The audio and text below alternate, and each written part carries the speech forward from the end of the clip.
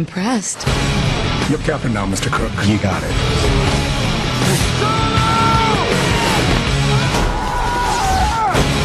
Either we're going down, or they are.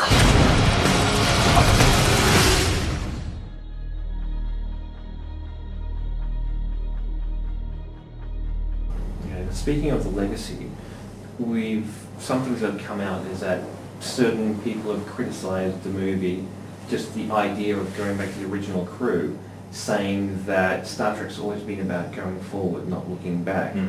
Do you think it was the right move to do it this way?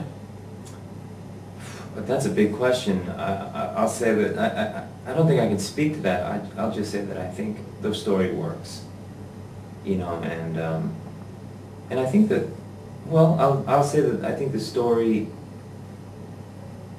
looks, well, in a very literal way, it is a time travel piece, so it does look forward as well. So, but I think the story works in its own right. So no, I don't think. I think we're justified, I guess. But what am I gonna say? Yeah. Right. Okay. So right now you can get Chris and Zach and Zoe as Barbies. Are you personally looking forward to your own being an action figure? If that happens, I haven't.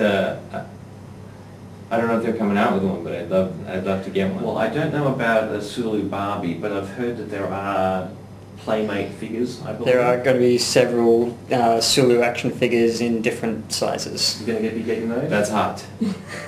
I like that. I'm definitely getting one. I'm definitely getting one. So Barbie's making, so the company Barbie is making, that's so wild. So there'll be a Ken Spock. Except it's actually a lot more like Spock than like Ken. Wow, crazy. Yeah. They're interesting. Alright. So, okay, with a sequel already in development, are we going to be able to look forward to seeing you as Sulu again? I would love to do it again if they ask me back. I'm really proud to be associated.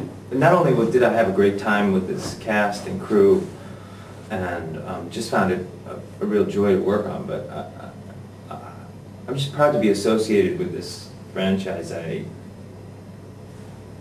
just think it has something positive to offer the world.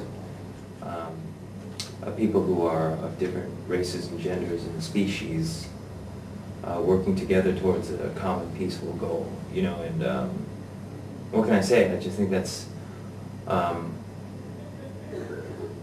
just a great sentiment for a story, and so I'm just proud to be associated with it.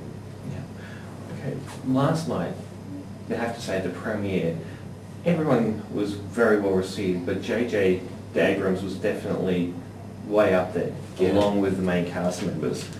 What do you think it is about J.J. that he brings differently to the job than our other directors? What made him the perfect man for this movie, do you think? A couple of things. I mean, he has a level of passion that's very unusual. Passion for, and that's coupled with a level of knowledge of every aspect of filmmaking that's also unusual. He has a complete grasp of almost every technology that's involved in making a movie, and as that changes rapidly, it's really all the more remarkable that he's able to keep pace with it. And then, but in addition to that, he's just an old-time storyteller as well. You know,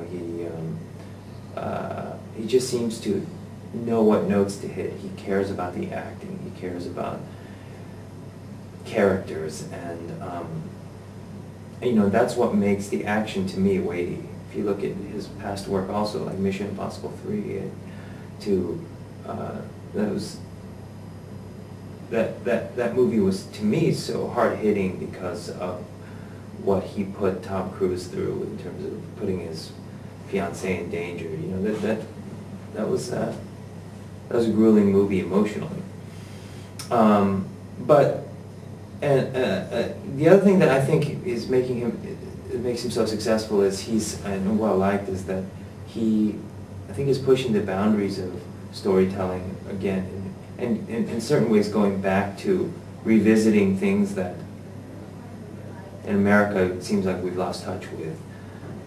Television shows back in the 60s, like The Twilight Zone and the Alfred Hitchcock Hour and stuff like that. He's bringing some of that back to our television culture, you know, and so anyway, I think he's appreciated for all those things. I'm sorry that was rambling.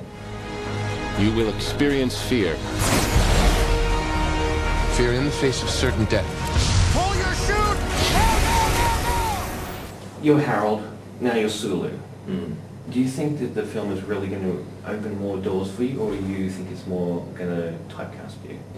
I'm not worried about typecasting. If you know, if I was able to survive American Pie and do two stoner movies and still get this role, you know, I'm just not worried about it.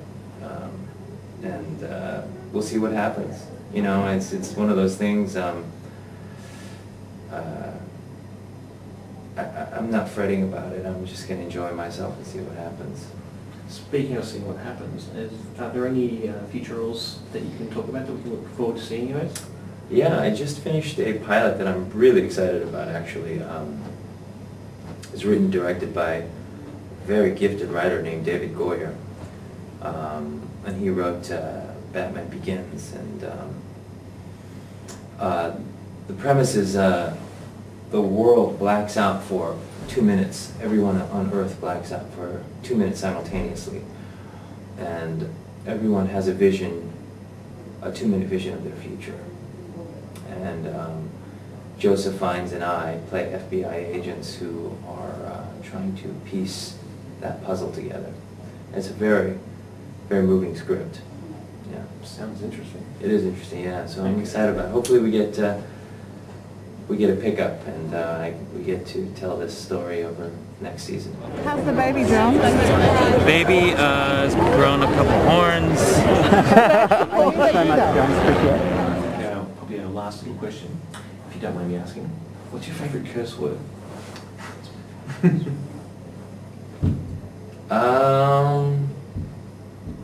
I probably use variations on fuck the most, but sometimes I prefer friggin', because that R sounds good, friggin'. You can really rest on that R. And I also like one that, sorry, this is a very elaborate answer, but it's something I care about. Once on a show I did, we couldn't, it was for television obviously, we couldn't say asshole. So a writer suggested saying jazzhole. And I have really taken to that. So I use that in place of asshole all the time. You jazzhole. You jazzhole. James T. Kirk was a great man, but that was another life. Hey Hub fans, this is John's show. I play Sulu in the new Star Trek movie. Don't be a jazzhole. See the movie.